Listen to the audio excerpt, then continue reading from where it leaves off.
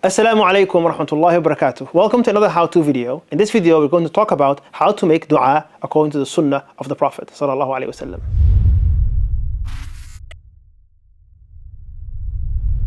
No doubt there are moments in our lives where we are desperate for Allah subhanahu wa ta'ala. Something may be going wrong, you may feel lost or desperate. And you raise your hands up to Allah subhanahu wa ta'ala. It is this type of dua that every Muslim needs to be engaged in regularly. The Prophet sallallahu alaihi wasallam said in a hadith that dua is the essence of worship. And Allah Himself tells us in the Quran, "Udu'uni astajib lakum." Call upon me and I will respond.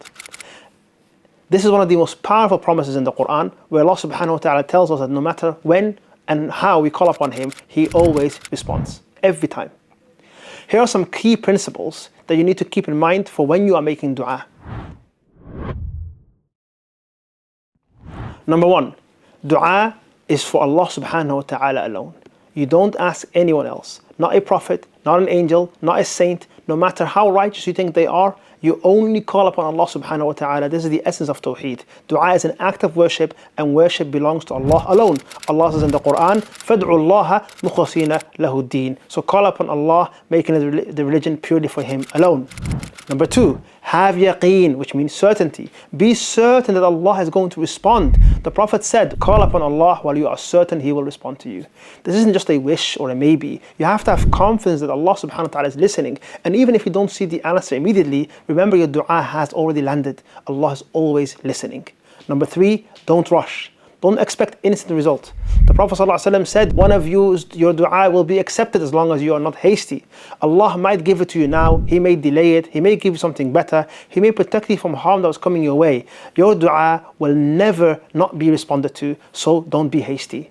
Number four, make sure you have humility and be humble. This is not a transaction. You're not entitled to anything. So stand before Allah subhanahu wa ta'ala while lowering yourself, and like Allah says in the Quran, "Ud'u rabbakum tadarru'an wa khufyah." Call upon your Lord with humility and in private. Number five, make sure that your heart is present. The Prophet ﷺ said that Allah does not accept a dua from a heart that is heedless or distracted. This isn't about using the best words. It's about making sure that you're speaking to Allah subhanahu wa ta'ala with a present heart. And number six, watch what goes into your body. And what I mean by that is what you consume. Make sure it's halal. Make sure that your food, your income, your clothing are all halal.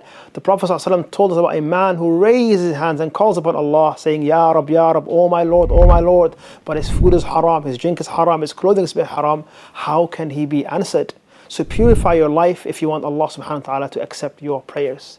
Number seven, don't give up. Keep asking. The Prophet ﷺ told us again that Allah subhanahu wa ta'ala is so generous that He's shy to turn away from His servants' hands empty when they are raised to Him. So Allah subhanahu wa ta'ala will always give you something, so keep going back to Allah Jalla Jalaluhu. Number eight, don't ask for anything that is haram or sinful.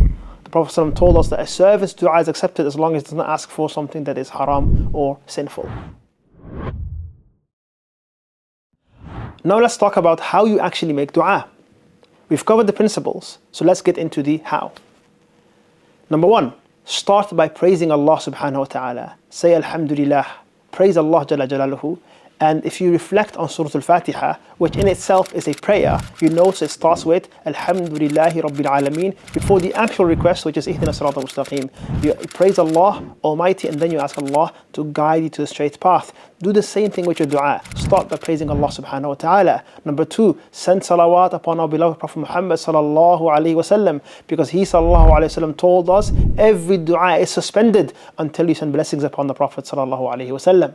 Number three, make sure that you raise your hands, palms up. This was the Prophet ﷺ's consistent practice when he would make dua.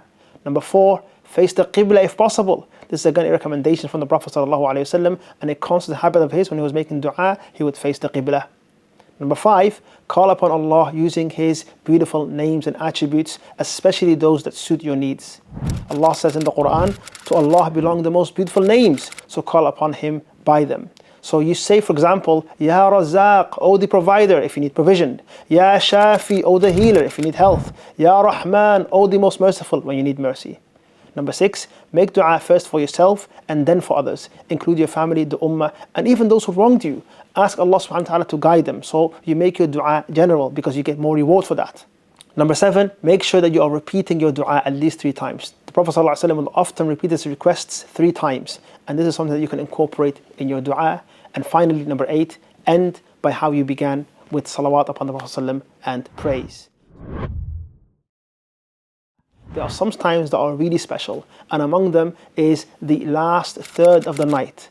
The Prophet ﷺ said that our Lord descends to the lowest heaven every night, especially the last third.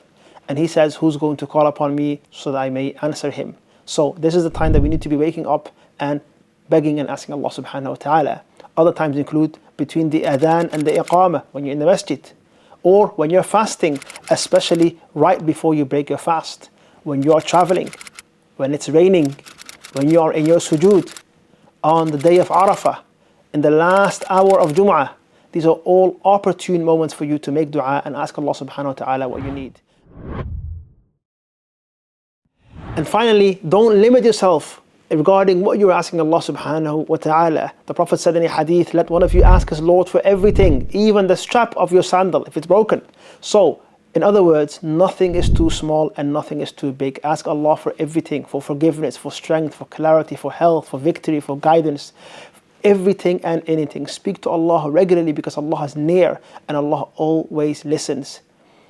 And He responds to those that call upon Him. Raise your hands, follow the sunnah of the Prophet ﷺ, and call upon your Lord, and never ever lose hope. May Allah subhanahu wa ta'ala accept all of our du'as, and may Allah subhanahu wa ta'ala make us among those whose du'as are accepted. Assalamu alaikum wa rahmatullahi wa barakatuh. If you found this video helpful, please make sure to like, subscribe and share with your friends. For more videos like this, check out our full how-to playlist in the description below. Barakallahu feekum. Assalamu alaikum wa rahmatullahi wa barakatuh.